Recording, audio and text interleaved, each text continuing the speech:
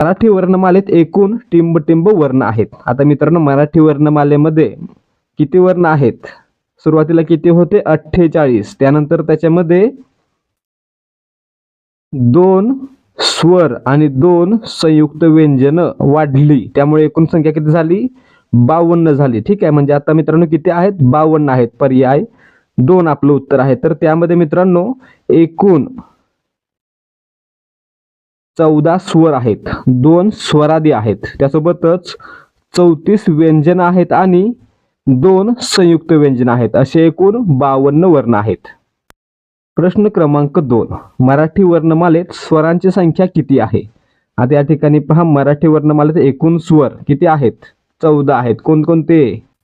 अ आ इ E, उ ऊ, रू आणि लृ, त्यानंतर ए ॲ ऐ, ओ अ औ, असे एकूण 14 स्वर आहेत. ठीक आहे, म्हणजे आपलं उत्तर काय? पर्याय 1. पुढे पहा, मराठी वर्णमालेत एकूण टिंब स्वर व टिंब स्वरादी आहेत. मित्रांनो मराठी वर्णमालेत 14 स्वर आणि 2 स्वरादी आहेत. 2 स्वरादी कोणते? अम आणि अहा, म्हणजेच अनुस्वाराचा अम आणि विसर्गाचा अहा. ठीक आहे, पहा पुन्हा एकदा, 14 स्वर कोणते? अ आ इ ई, उ ऊ, रू, लृ,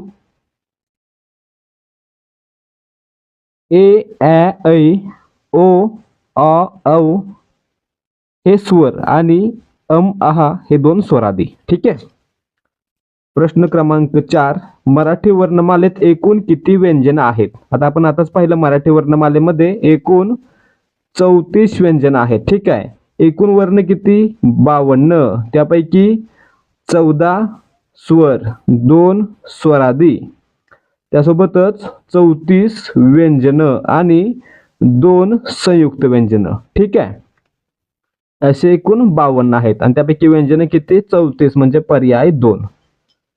प्रश्न क्रमांक 5, मूळ मराठी वर्णमालेत एकूण टिंब इतके वर्ण होते. आता मित्रांनो या ठिकाणी पहा, 2009 साली शासन निर्णयानुसार मराठी वर्णमालेमध्ये ॲ आणि अ या 2 वर्णांचा किंवा स्वरांचा समावेश झालेला आहे. त्या अगोदर त्याच्यामध्ये एकूण 48 वर्ण होते. ठीक आहे, म्हणजे पर्याय 2 आपलं उत्तर आहे. काय लक्षात ठेवायचं?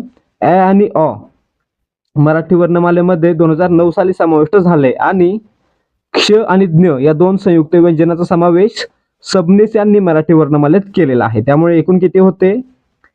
त्यामुळे आता एकूण किती आहेत? 52 आहेत. त्यापैकी ॲ आणि अ आणि क्ष ज्ञ हे 4 सोडले, किती राहिले? 48, म्हणजे पर्याय 2 आपलं उत्तर आहे. ठीक आहे. प्रश्न क्रमांक 6, वर्ष 2009च्या शासन निर्णयानुसार कोणते 2 स्वर वर्णमालेत समाविष्ट करण्यात आले आहेत? आता या ठिकाणी पहा, आताच पाहिलं, 2009च्या शासन निर्णयानुसार मराठी वर्णमालेमध्ये ए नंतर ॲ आणि ओ नंतर अ हे 2 स्वर समाविष्ट करण्यात आलेले आहेत. ठीक आहे, म्हणजे पर्याय 3 आपलं उत्तर आहे. या ठिकाणी चुकून ॲ झालेला आहे, अनुस्वार आलेला आहे, परंतु काय लक्षात ठेवायचं आहे? ए नंतर ॲचा समावेश करण्यात आलेला आहे. ठीक आहे. तर विद्यार्थी मित्रांनो, जर तुम्हाला पोलीस भरती किंवा इतर कोणत्याही स्पर्धा परीक्षांसाठी महत्त्वाच्या प्रश्नांचा क्विज मार्फत सराव करायचा आहे आणि त्यासाठी तुम्हाला दररोज प्रश्न सोडवायचे, तर काय करायचं? डिस्क्रिप्शन मध्ये दिलेल्या लिंकवरून आपलं टेलिग्राम चॅनल जॉईन करायचं आहे. कारण आपल्या चॅनलवर आपण दररोज 50 ते 100 मराठी व्याकरण, सामान्य ज्ञान आणि गणित बुद्धिमत्ता या विषयाच्या प्रश्नांचे सराव क्विज आपल्या टेलिग्राम चॅनलवर देत आहोत. त्यामुळे त्यांचा सराव करण्यासाठी डिस्क्रिप्शन मध्ये दिलेल्या लिंकवरून टेलिग्राम चॅनल जॉईन करायचं आहे. त्यासोबतच जर तुम्हाला पोलीस भरतीसाठी सराव प्रश्नपत्रिका हवी असतील, तर तुम्हाला काय करायचं आहे? 75 17 24 91 19 या नंबरवर टेलिग्रामवरून डेमो असा मेसेज पाठवायचा आहे. त्यानंतर तुम्हाला एक डेमो प्रश्नपत्रिका फ्री दिली जाईल. त्यासाठी कोणताही चार्ज आकारण्यात येणार नाही आणि त्यानंतर प्रश्नपत्रिका संच घ्यावा अशी सक्ती करण्यात येणार नाहीये. त्यामुळे फक्त फ्री डेमो पाहायचा असेल तरी देखील 75 17 24 91 19 वर संपर्क करा. प्रश्न क्रमांक 11, पुढीलपैकी ऱ्हस्व स्वर ओळखा. आता मित्रांनो, ऱ्हस्व म्हणजे काय? ज्या स्वराचा उच्चार करण्यासाठी कमी वेळ लागतो त्याला काय म्हणायचं? ऱ्हस्व. आणि ज्याचा उच्चार करण्यासाठी जास्त वेळ लागतो त्याला काय म्हणायचं? दीर्घ. मग मित्रांनो, मराठी वर्णमालेमध्ये अ ई, उ, रू, रू आणि ए हे काय आहेत? ऱ्हस्व स्वर आहेत. ठीक आहे. आणि या ठिकाणी ऱ्हस्व कोणता आलेला आहे? मग ऱ्हस्व आलेला आहे रू, म्हणजे पर्याय एक आपलं उत्तर आहे. ठीक आहे. दीर्घ विचारला तर कोणते कोणते? आ, ई, उ, ऐ, ओ, औ हे काय आहेत? दीर्घ आहेत. ठीक आहे. मग या ठिकाणी आपलं उत्तर काय आहे? पहिल्या ठिकाणी ऱ्हस्व स्वर कोणता? रू. कोणकोणते आहेत? अ, ई, उ, रू, रू आणि ए. आणि दीर्घ कोणते कोणते? आ, ई, उ, ऐ, ओ, औ. ठीक आहे. मग या ठिकाणी पुढचा प्रश्न पहा, प्रश्न क्रमांक 12. पुढीलपैकी दीर्घ स्वर कोणते? या ठिकाणी अ, रू ऱ्हस्व आहेत. रू आणि रू हे काय आहेत? ऱ्हस्व आहेत. अ आणि ई ऱ्हस्व आहेत. परंतु ई आणि उ हे काय आहेत? दीर्घ आहेत. ठीक आहे. म्हणजे पर्याय 4. पुन्हा एकदा पहा, दीर्घ आणि ऱ्हस्व म्हणजे काय? तर ज्या वर्णांचा किंवा ज्या स्वरांचा उच्चार करण्यासाठी कमी वेळ लागतो त्याला काय म्हणायचं? ऱ्हस्व स्वर म्हणायचं. आणि ज्यांचा उच्चार करण्यासाठी जास्त वेळ लागतो त्यांना काय म्हणायचं? दीर्घ स्वर म्हणायचं. प्रश्न क्रमांक 13. भिन्न उच्चार स्थानातून निघणाऱ्या स्वरांना टिंब म्हणतात. आता या ठिकाणी पहा, आपण जेव्हा वर्णांचा उच्चार करतो तेव्हा आपली जीभ तोंडातील अवयवांना स्पर्श करते आणि त्या वर्णाचा उच्चार होतो. आपण त्यामुळे आपण त्या वर्णांना त्या उच्चार स्थानानुसार काही नावं दिलेली आहेत. त्याप्रमाणे जर एकाच उच्चार स्थानातून वर्णांची उत्पत्ती होत असेल तर त्यांना काय म्हणायचं? स्वजातीय वर्ण म्हणायचं किंवा सजातीय स्वर म्हणायचं. त्यासोबत जर स्वरांची उत्पत्ती ही भिन्न उच्चार स्थानातून होत असेल तर त्या ठिकाणी काय म्हणायचं? विजातीय स्वर म्हणायचं. जसं की अ आणि आ हे काय आहेत? एकाच उच्चार स्थानातून निर्माण होणार आहेत म्हणून हे काय आहेत? सजातीय आहेत. परंतु अ आणि ई यांचा उच्चार करताना भिन्न उच्चार स्थानातून होतोय म्हणून हे काय आहेत? विजातीय आहेत. आणि विचारलेलं काय? भिन्न उच्चार स्थानातून निघणाऱ्या स्वरांना काय म्हणणार? विजातीय स्वर. ठीक आहे. पर्याय 3. ऱ्हस्व पाहिलं, दीर्घ पाहिलं. संयुक्त म्हणजे काय?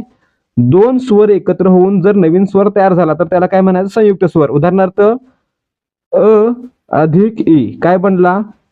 ए बनला. ठीक आहे. मग ए काय आहे? संयुक्त स्वर आहे. ठीक आहे. प्रश्न क्रमांक 14. पुढील वर्ण गटाला टिंब असे म्हणतात. आता या ठिकाणी पहा, ए, ऐ, ओ, औ. आता ए कसा बनला? अ अधिक ई. ऐ कसा बनला? आ अधिक ई. ओ कसा बनला? अ अधिक उ. आणि औ कसा बनला? आ अधिक उ. म्हणजे या ठिकाणी काय झालेलं आहे? दोन स्वरांपासून प्रत्येक स्वर बनलेला आहे. ठीक आहे. त्यामुळे या ठिकाणी काय म्हणूया?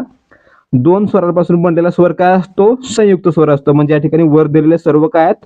संयुक्त स्वर आहेत. ठीक आहे. म्हणजे पर्याय 2 आपलं उत्तर आहे. ठीक आहे. तर मित्रांनो, या व्हिडिओमध्ये फक्त 50 प्रश्न जरी असले तरी देखील तुम्हाला याची PDF मिळेल. त्यामध्ये एकूण प्रत्येक विषयावर प्रत्येक पाठावर कमीत कमी 100 प्रश्न असणार आहेत. त्यामुळे जर तुम्हाला ती PDF हवी असेल तर ॲडमिनशी संपर्क साधा आणि त्या PDF साठी काय करायला लागेल ते विचारा. ठीक आहे. प्रश्न क्रमांक 15. अनुनासिक वर्णाचा पर्याय ओळखा. आता मित्रांनो, अनुनासिक म्हणजे काय असतं? ठीक आहे. आता या ठिकाणी पहा, मूळतः आपण काय करतो? वर्णांचे किंवा व्यंजनांचे 5-5चे गट करतो.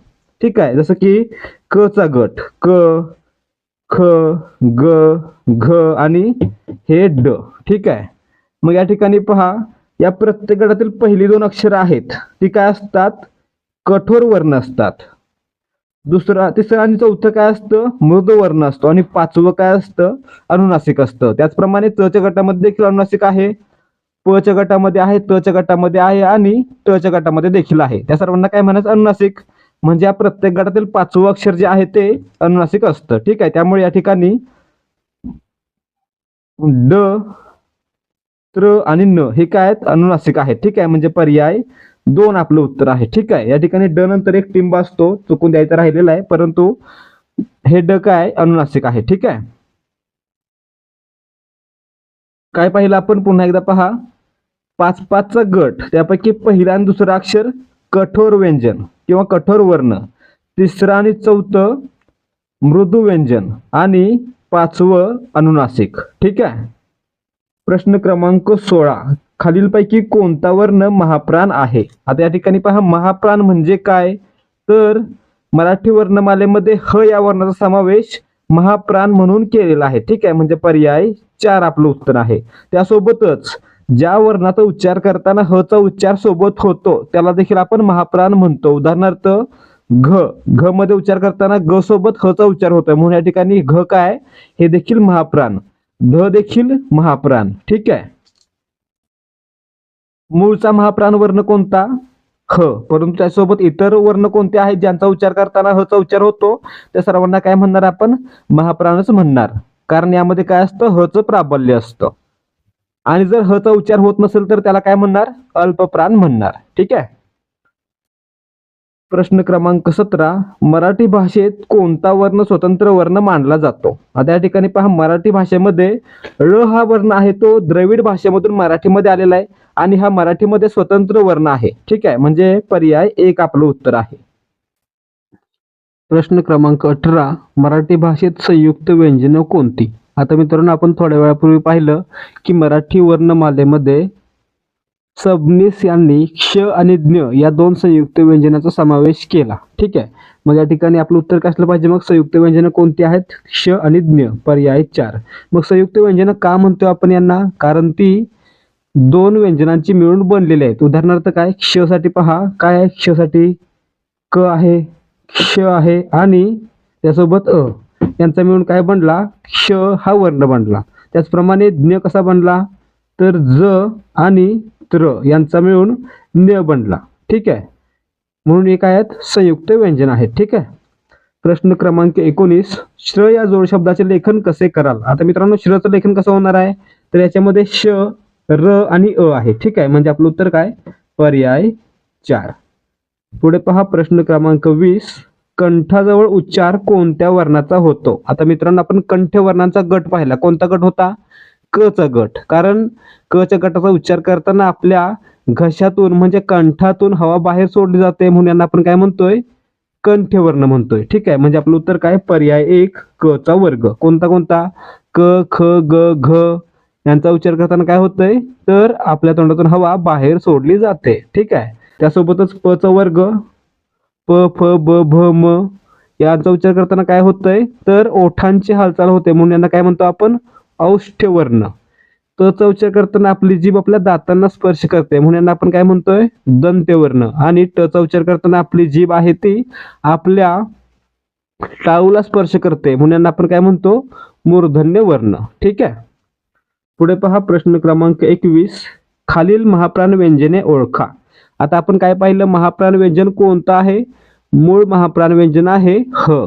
आणि त्यासोबतच ज्या वर्णाचा उच्चार करताना ह चा उच्चार होतो म्हणजेच ह चं प्राबल्य असतं त्याला आपण काय म्हणतो?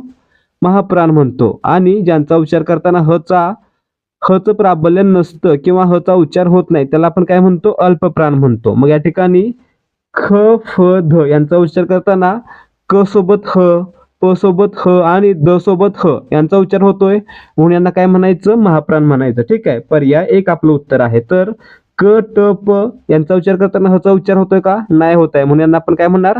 अल्पप्राण म्हणणार. ठीक आहे. पुढे पहा, प्रश्न क्रमांक 22. क्ष व ज्ञ या वर्णांना वर्णमालेत स्थान कोणी दिले? आताच पाहिलं होतं, सबनीस यांनी क्ष आणि ज्ञ या 2 संयुक्त व्यंजनांना मराठी वर्णमालेमध्ये स्थान दिलेलं आहे म्हणजे पर्याय 3 सबनीस. ठीक आहे. प्रश्न क्रमांक 23. तालव्य अल्पप्राण असणारी व्यंजने कोणती आहेत? आता मित्रांनो, तालव्य आणि अल्पप्राण दोन्ही असणारी व्यंजने सांगायचे. तालव्य कोणती असतात? तर ज्या वर्णांचा उच्चार करताना आपल्या जिभेचा स्पर्श हा आपल्या वरच्या हिरडीला होतो त्याला आपण काय म्हणतो? तालव्य वर्ण म्हणतो. तर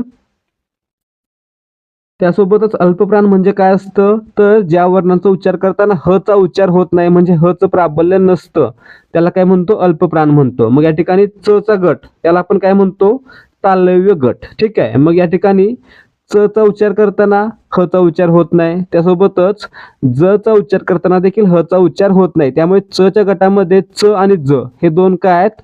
अल्पप्राण आहेत, म्हणजेच तालव्य अल्पप्राण आहेत. त्यासोबतच पाहायला गेलं तर छ चा उच्चार करताना ह चा उच्चार होतोय आणि झ चा उच्चार करताना देखील ह चा उच्चार होतोय. त्यामुळे त्यांना काय म्हणणार आपण? तालव्य महाप्राण. मग या ठिकाणी तालव्य अल्पप्राण कोणता आहे? पर्याय 2 च. या ठिकाणी च नसेल तर कोणता असेल? ज. ठीक आहे. आणि तालव्य महाप्राण विचारलं तर छ किंवा झ. ठीक आहे. प्रश्न क्रमांक 24. क च त ट प या गटातील व्यंजनांना काय म्हटले जाते? आता मित्रांनो, क चा गट, च चा गट, त चा गट, ट चा गट, प चा गट यांना आपण काय म्हणतो? क ला कंठ, च ला तालव्य, त ला दंत्य, ट ला मूर्धन्य आणि प ला औष्ठ्यवर्ण म्हणतो. ठीक आहे.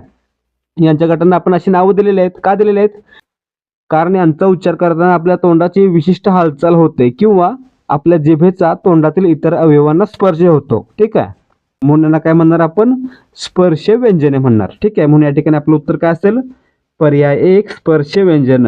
क च त ट प या गटातील एकूण 25 व्यंजन आहेत, त्यांना काय म्हणणार आपण? स्पर्श व्यंजने म्हणणार. त्यामुळे प्रश्न येणार आहे की मराठी वर्णमालेमध्ये एकूण स्पर्श व्यंजने किती? तर किती आहेत? 25. ठीक आहे. पुढे पहा प्रश्न क्रमांक 25. विसर्ग हा वर्ण टिंब आहे. आता या ठिकाणी पहा, विसर्ग हा वर्ण आहे. याचा उच्चार कसा होतो? अ हा. ठीक आहे. आणि याचा उच्चार करताना काय होतंय? मग आपल्या तोंडातून हवा बाहेर सोडली जाते. म्हणजे या ठिकाणी याला आपण काय म्हणणार आहे? कंठ म्हणणार आहे. कारण याचा उच्चार करताना कंठातून हवा बाहेर सोडली जाते, म्हणून याला कंठ म्हणायचं. ठीक आहे. म्हणजे पर्याय 3. जर ओठांची हालचाल झाली असती तर औष्ठ्य, जर वरच्या हिरडीला स्पर्श झाला असता तर तालव्य, आणि जर याचा उच्चार करताना दातांचा आणि टाळूचा दोन्हीचा वापर झाला असता तर त्या ठिकाणी दंत तालव्य. ठीक आहे. यावर देखील पुढे प्रश्न असणार आहे. प्रश्न क्रमांक 26. 2 विजातीय स्वर एकत्र येऊन टिंब निर्माण होतो. आता या ठिकाणी पहा, आपण पाहिलं होतं की 2 स्वर एकत्र येऊन काय बनतो? संयुक्त स्वर बनतो. पण तो कधी बनतो? तर या ठिकाणी पहा, जर 2 सजातीय स्वर एकत्र आले तर काय बनणार आहे? दीर्घ स्वर बनणार आहे. उदाहरणार्थ काय? अ अधिक आ हे काय सजातीय स्वर आहेत, आणि जर हे एकत्र आले तर काय बनणार? तर दीर्घ आ हा स्वर बनतो. त्यामुळे आपण या ठिकाणी काय म्हणायचं आहे? जेव्हा 2 सजातीय स्वर एकत्र येतील तेव्हा तयार होणारा स्वर कसा असेल? दीर्घ स्वर असेल. परंतु जेव्हा 2 विजातीय स्वर एकत्र येतील, उदाहरणार्थ अ अधिक ई एकत्र आले, काय बनला हो? ए बनला ना. म्हणजे या ठिकाणी जेव्हा 2 विजातीय स्वर एकत्र आले तेव्हा त्या ठिकाणी नवीन स्वर तयार झाला, त्याला आपण काय म्हणणार? संयुक्त स्वर. ठीक आहे. म्हणजे आपलं उत्तर या ठिकाणी काय असलं पाहिजे? 2 विजातीय स्वर एकत्र येतील तेव्हा संयुक्त स्वर तयार होतो, आणि ज्यावेळी 2 सजातीय स्वर एकत्र येतात तेव्हा काय होतं? दीर्घ स्वर तयार होतो. प्रश्न क्रमांक 17. म हे व्यंजन कोणत्या प्रकारात येते? आता या ठिकाणी पहा, म हे कुठे आहे? तर प च्या गटामध्ये आहे. मग प चा गट पहा काय? प, फ, ब, भ आणि म. ठीक आहे. मग या ठिकाणी लक्षात ठेवायचं, 5-5 अक्षरांचे गट झाले की प्रत्येक गटातील पहिली 2 अक्षर काय असणार आहेत? कठोर किंवा अघोष वर्ण असणार आहेत. तिसरं आणि चौथं हे मृदू किंवा घोष वर्ण असणार आहेत, आणि 5वं अक्षर काय असणार आहे? अनुनासिक. लक्षात काय ठेवायचं? पहिलं दुसरं कठोर व्यंजन किंवा कठोर वर्ण, तिसरं चौथं मृदू व्यंजन, आणि 5वं अनुनासिक. ठीक आहे. म्हणजे आपलं उत्तर या ठिकाणी काय असणार आहे? म हे काय? अनुनासिक आहे. पर्याय 3. त्याचप्रमाणे च च्या गटामध्ये त्र आहे, ट च्या गटामध्ये न आहे. ठीक आहे. पुढे आणखी काय पाहायचं? तर याला आपण काय म्हटलं? प फ ला अघोष वर्ण असं देखील म्हटलं. का म्हटलं? कारण कठोर वर्णांनाच अघोष वर्ण असं देखील म्हटलं जातं, आणि मृदू वर्णांनाच घोष वर्ण असं देखील म्हटलं जातं. ठीक आहे. पुढे पहा प्रश्न क्रमांक 28. निभृत म्हणजे काय? आता निभृत म्हणजे लक्षात ठेवायचं आहे तोकडा उच्चार. पर्याय 4. प्रश्न क्रमांक 29. खालीलपैकी कोणते व्यंजन दंतोष्ट वर्ण नाही? आता मित्रांनो, दंतोष्ट म्हणजे काय? तर ज्यांचा उच्चार करताना आपल्या ओठांची हालचाल होते सोबतच आपली जीभ आपल्या दातांना देखील स्पर्श करते, त्याला काय म्हणायचं, दंतोष्ठ. ठीक आहे. मग या ठिकाणी दंतोष्ठ कोणकोणते वर्ण आहेत, तर मित्रांनो मराठी वर्णमालेमध्ये दंतोष्ठ फक्त एकच वर्ण आहे, कोणता, तर व, पर्याय 4. क कोणत्या प्रकारचा आहे, कंठ. न अनुनासिक आहे आणि प औष्ठ्य. ठीक आहे. न आणखी एका प्रकारामध्ये येतं, न अनुनासिक आहे सोबतच ते त च्या गटातील आहे, म्हणून त्याला काय म्हणणार आपण, दंत देखील म्हणणार. ठीक आहे. प्रश्न क्रमांक 30, ए हे काय आहे. आता मित्रांनो ए, आता इतक्या वेळा प्रश्न पाहिलेला आहे तरी देखील आपण सराव चांगला व्हावा म्हणून पुन्हा पुन्हा काही प्रश्न घेणारच आहे. तर ए हे काय आहे. ए मित्रांनो कसं बनतोय, अ अधिक ई ए बनतोय, दोन विजातीय स्वरांचा मिळून ए बनतोय, म्हणजे काय बनतोय, संयुक्त स्वर बनतोय, म्हणजे पर्याय 4 आपलं उत्तर आहे. ठीक आहे. प्रश्न क्रमांक 31, खालीलपैकी कोणता वर्ण कंठवर्ण आहे. आता मित्रांनो कंठवर्ण काय असतात, ज्यांचा उच्चार करताना हवा कंठातून बाहेर सोडली जाते किंवा आवाज आहे तो कंठातून येतो, त्याला काय म्हणायचं, कंठवर्ण. आणि कोणता गट हा कंठवर्णांचा आहे, तर क चा गट, म्हणजे आपलं उत्तर या ठिकाणी काय, पर्याय 1 क. च काय आहे मित्रांनो, च तालव्यमध्ये येतं आणि काही वेळा ते दंत तालव्यमध्ये देखील येतं. त्यासोबतच द, द काय आहे मित्रांनो, त थ द ध, त च्या गटात आहे म्हणजे दंती आहे. आणि प काय, औष्ठ्य आहे. ठीक आहे. प्रश्न क्रमांक 33, कोणता कांगारू हा शब्द पर सवर्णाच्या सहाय्याने योग्य प्रकारचा आहे. आता मित्रांनो कांगारू मध्ये जो अनुस्वार आहे तो कोणत्या अनुनासिकापासून बनलेला आहे, तर क च्या गटातील अनुनासिकापासून बनला असणार आहे. आणि क च्या गटामध्ये कोणता आहे, तर ते आहे हे ड किंवा न. ठीक आहे. म्हणजे आपलं उत्तर काय, पर्याय 4. प्रश्न क्रमांक 34, व्यंजनांना अक्षरत्व येण्यासाठी काय करावे. आता या ठिकाणी पहा, व्यंजनांना अक्षरत्व येणे म्हणजे काय, तर व्यंजनांचा उच्चार हा पूर्ण नसतो, व्यंजन ही अपूर्ण असतात, परंतु स्वर हे काय असतात, पूर्ण असतात. त्यामुळे जेव्हा व्यंजनाचा पूर्ण अक्षर म्हणून उच्चार करायचा असेल तर तेव्हा त्यासोबत व्यंजनासोबत स्वर जोडणे आवश्यक असते. म्हणजे या ठिकाणी व्यंजनाचा पूर्ण उच्चार होण्यासाठी किंवा अक्षरत्व येण्यासाठी त्यासोबत एखादा स्वर जोडला जाणं महत्वाचं आहे. म्हणजेच पर्याय 2, व्यंजन व स्वराचे एकत्रीकरण करणे महत्वाचे आहे. ठीक आहे. प्रश्न क्रमांक 35, मराठी वर्णमालेत एकूण किती कठोर वर्ण आहेत. आता मित्रांनो मराठी वर्णमालेमध्ये एकूण कठोर वर्ण आहेत, पर्याय 1 13. ठीक आहे. कोणकोणते आपण पाहिलेलं आहे आतापर्यंत, जरी अडचण असेल तर कमेंट करून सांगा, त्याचं उत्तर तुम्हाला देण्यात येईल. ठीक आहे. प्रश्न क्रमांक 36, खालीलपैकी कोणता वर्ण दुसऱ्या वर्णावर स्वार होतो. आता मित्रांनो कोणता वर्ण दुसऱ्या वर्णावर स्वार होतो, आता लिहिलं समजा क. आता क वर कोणता वर्ण स्वार होणार आहे, तर क वर जर अनुस्वार दिला म्हणजे त्याला अम जोडला तर काय झालं, कम झालं. म्हणजे क वर अम हा अनुस्वार किंवा अम हा वर्ण किंवा स्वरादी हा स्वार होतोय, म्हणजे आपलं उत्तर काय, पर्याय 4 अम. ठीक आहे. प्रश्न क्रमांक 37, म या वर्णाचे स्थान कोणते. त्या ठिकाणी पहा, म काय आहे, एक अनुनासिक आहे आणि हे कोणत्या गटामध्ये आहे, तर प च्या गटामध्ये आहे.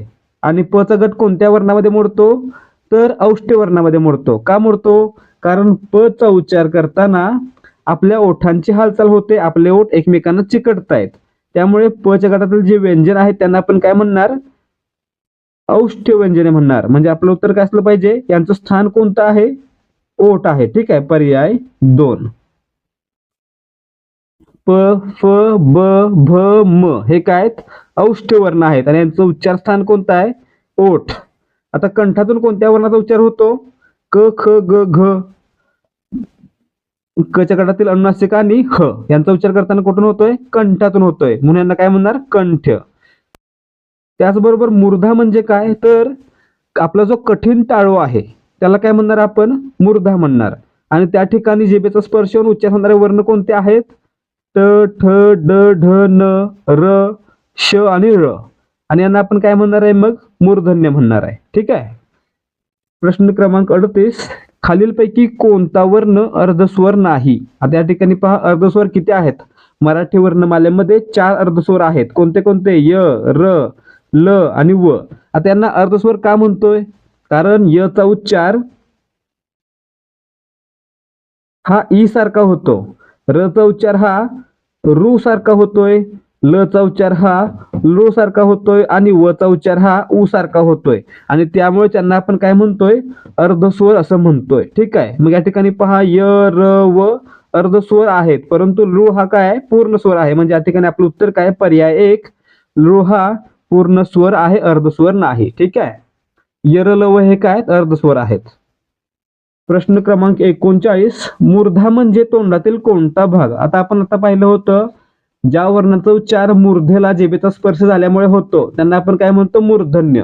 आणि मूर्धा म्हणजे काय तर आपल्या टाळूचा जो कठीण भाग आहे त्याला आपण काय म्हणतो मूर्धन्य म्हणतो मूर्धा म्हणतो. ठीक आहे. म्हणजे आपलं उत्तर काय पर्याय 4 टाळूचा किंवा तालूचा कठोर भाग. ठीक आहे. प्रश्न क्रमांक 40 अ इ उ ऋ आणि लृ या वर्णांचा प्रकार ओळखा. आता या ठिकाणी पहा अ इ उ ऋ काय आहेत हे काय आहेत ऱ्हस्व स्वर आहेत. ठीक आहे. म्हणजे आपलं उत्तर काय पर्याय 4. जर या जागी अ च्या जागी आ असता किंवा ई च्या जागी दीर्घ ई किंवा उ च्या जागी दीर्घ उ असता तर काय झालं असतं दीर्घ स्वर झालं असतं. ठीक आहे. प्रश्न क्रमांक 41 ध हे कोणत्या प्रकारचे व्यंजन आहे. आता या ठिकाणी पाहायचं आहे ध. ठीक आहे. हे 3 प्रकारे आपण 3 प्रकारामध्ये मोडू शकतोय. तर या ठिकाणी पहिलं कोणतं असणार आहे तर ध चा उच्चार करताना ह चा उच्चार होतोय म्हणजे ह चं प्राबल्य आहे. मग या ठिकाणी काय म्हणणार आपण जेव्हा एखाद्या वर्णासोबत ह चा उच्चार होतो तेव्हा त्याला काय म्हणतो आपण महाप्राण म्हणतो. ठीक आहे. म्हणजे ध काय महाप्राण परंतु पर्यायामध्ये महाप्राण दिलंय का नाही दिलेलं. मग या ठिकाणी पुढचा प्रकार कोणता असणार आहे तर ध चा उच्चार कोणत्या स्थानावरून होतोय तर ध हे त च्या गटामध्ये आहे. म्हणजे याचा उच्चार करताना आपल्या जिभेचा स्पर्श आहे तो आपल्या दातांना होतो म्हणजे दंत्य वर्ण आहे. परंतु पर्यायामध्ये दंत दिलाय का नाही दिलेला आहे. मग या ठिकाणी तिसरा प्रकार कोणता त चा गट पाहता त थ द ध आणि न. मग या ठिकाणी काय पाहिलं होतं आपण पहिली 2 व्यंजन काय असतात कठोर व्यंजन असतात किंवा अघोष व्यंजन असतात. तिसरं आणि चौथं काय असतं मृदू व्यंजन असतं किंवा घोष व्यंजन असतं आणि 5वं काय असतं अनुनासिक. मग या ठिकाणी ध कितवं आहे चौथं आहे. म्हणजे या ठिकाणी ते काय असणार आहे मृदू व्यंजन असणार आहे म्हणजे पर्याय 3. ठीक आहे. प्रश्न क्रमांक 42 खालील स्वर कोणत्या प्रकारचा आहे. आता या ठिकाणी पहा औची निर्मिती कशी झाली तर आ अधिक ओ किंवा उ या विजातीय स्वरांच्या एकत्र येण्यामुळे औ तयार झाला. म्हणजे काय म्हणूया आपण जेव्हा 2 विजातीय स्वर एकत्र येतात तेव्हा तयार होणारा स्वर काय असतो संयुक्त स्वर असतो. म्हणजे या ठिकाणी औ काय संयुक्त स्वर. ठीक आहे. पर्याय 3 संयुक्त हे आपलं उत्तर आहे. मग मित्रांनो जेव्हा 2 सजातीय स्वर एकत्र येतात तेव्हा त्यांचा काय बनतो दीर्घ स्वर बनतो. ठीक आहे. पुढे पहा प्रश्न क्रमांक 43 दिलेल्या पर्यायातून अर्धस्वर निवडा. अर्धस्वर कोणते य र ल व हे 4 अर्धस्वर आहेत. ठीक आहे. मग या ठिकाणी कोणता दिलेला आहे र पर्याय 4. ठीक आहे. र का अर्धस्वर आहे व का अर्धस्वर आहे हे आपण आताच पाहिलेलं आहे. ठीक आहे. प्रश्न क्रमांक 44 खालीलपैकी सजातीय स्वरांची जोडी सांगा. आता या ठिकाणी पहा सजातीय स्वर म्हणजे काय आणि विजातीय स्वर म्हणजे काय तर ज्या स्वरांचा उच्चार आहे तो एकाच उच्चार स्थानातून होतो त्याला काय म्हणणार आपण सजातीय स्वर. आणि जर वर्णांचा उच्चार आहे तो वेगवेगळ्या उच्चार स्थानातून होत असेल तर त्यांना काय म्हणणार विजातीय स्वर. उदाहरणार्थ काय अ आणि आ सजातीय आहेत उ आणि उ सजातीय आहेत. ठीक आहे. म्हणजे पर्याय 1 आपलं उत्तर आहे. अ आणि उ उच्चारस्थाने वेगळे आहेत म्हणजे विजातीय. अ आणि ई विजातीय आणि ई आणि उ देखील विजातीय. ठीक आहे. प्रश्न क्रमांक 45 खालीलपैकी कोणता मृदू वर्ण नाही. आता मृदू वर्ण कोणता असतो तर प्रत्येक गटातील अक्षरांचे 5-5 गट केले तर प्रत्येक गटातील तिसरा आणि चौथा अक्षर मृदू व्यंजन असतं. मग या ठिकाणी ग कितवा आहे क च्या गटातील तिसरं आहे. ब प च्या गटातील तिसरं आहे आणि ध त च्या गटातील चौथं आहे. म्हणजे हे 3 काय आहेत मृदू आहेत परंतु च हे च च्या गटातील पहिलंच व्यंजन आहे. म्हणजे या ठिकाणी च काय कठोर व्यंजन आहे. ठीक आहे. म्हणजे या ठिकाणी पर्याय 3 च हे मृदू नाहीये काय कठोर आहे. ठीक आहे. प्रश्न क्रमांक 46 खालीलपैकी फक्त दीर्घ स्वरांचा गट कोणता. आता दीर्घ स्वर कोणते कोणते आहेत आ ई उ. ठीक आहे. मग या ठिकाणी आ ई उ हे आपलं उत्तर असणार आहे पर्याय 1. तर या ठिकाणी ई ह्रस्व आहे या ठिकाणी 3ही ह्रस्व आहेत. ठीक आहे. प्रश्न क्रमांक 47, स्पर्श व्यंजने एकूण टिंब आहेत. आता मित्रांनो आपण पाहिलं होतं स्पर्श व्यंजने म्हणजे काय, ज्या वर्णांचा उच्चार करताना आपल्या जिभेचा स्पर्श तोंडातील इतर अवयवांना होतो किंवा तोंडातील अवयवांची हालचाल होते त्याला काय म्हणायचं, स्पर्श व्यंजन म्हणायचं. उदाहरणार्थ काय, क चा उच्चार करताना घशातून आवाज येतो किंवा घशातून हवा सोडली जाते म्हणून त्या ठिकाणी काय म्हणतो आपण त्याला कंठ. दुसरं उदाहरण पाहायला गेलं तर प चा उच्चार करताना आपल्या ओठांची हालचाल होते त्यामुळे त्याला काय म्हणतो औष्ठ. ठीक आहे, तर मित्रांनो ही सर्व काय आहेत, स्पर्श व्यंजन आहेत. मग स्पर्श व्यंजने कोणती कोणती, तर क चा गट कंठ, त्यानंतर च चा गट, ट चा गट, त चा गट आणि प चा गट, असे एकूण 5 गट आहेत ज्यांच्यातील व्यंजनांना आपण काय म्हणतो, स्पर्श व्यंजने म्हणतो. मग या ठिकाणी आपलं उत्तर काय असलं पाहिजे, मग 5 गटातील प्रत्येकी 5 अक्षर यानुसार एकूण 25 स्पर्श व्यंजने आहेत. पर्याय 4 आपलं उत्तर आहे. ठीक आहे. प्रश्न क्रमांक 48, चुकीचा पर्याय निवडा. अनुनासिक न बरोबर, संयुक्त व्यंजन क्ष बरोबर, मृदू व्यंजन ज च्या गटातील तिसरं आहे म्हणजे मृदू आहे, आणि कठोर व्यंजन ग. मित्रांनो ग कुठे आहे, क च्या गटामध्ये तिसऱ्या क्रमांकाला, आणि तिसरा आणि चौथा अक्षर काय असतं, मृदू असतं, कठोर नसतं. म्हणजे या ठिकाणी पर्याय 4 हा चुकीचा आहे. ठीक आहे. प्रश्न क्रमांक 49, श श आणि स या वर्णांना टिंब म्हणतात. आता मित्रांनो या ठिकाणी पाहायचं आहे, श चा आणि स चा उच्चार करताना काय होतं, तर तोंडामध्ये घर्षण होतं आणि त्यामुळे उष्णता निर्माण होते म्हणून त्यांना काय म्हणतात, उष्मे म्हणतात. ठीक आहे, म्हणजे आपलं उत्तर काय, पर्याय 3 उष्मे. श स स हे तिन्ही पण काय उष्मे आहेत हे लक्षात ठेवा. ठीक आहे. प्रश्न क्रमांक 50, पर्यायातून अल्पप्राण व्यंजन कोणते ते निवडा. आता पाहिलं होतं आपण अल्पप्राण कोणते आणि महाप्राण कोणते. सुरुवातीला पाहायचं काय, महाप्राण कोणते, तर ह चा उच्चार ज्या वर्णातून होतो त्याला काय म्हणायचं, महाप्राण, आणि ज्याच्यामधून होत नाही त्याला अल्पप्राण. मग या ठिकाणी ध यामध्ये ह चा उच्चार होतोय का, होतोय. ढ मध्ये होतोय, ह मध्ये होतोय. ह तर मूळच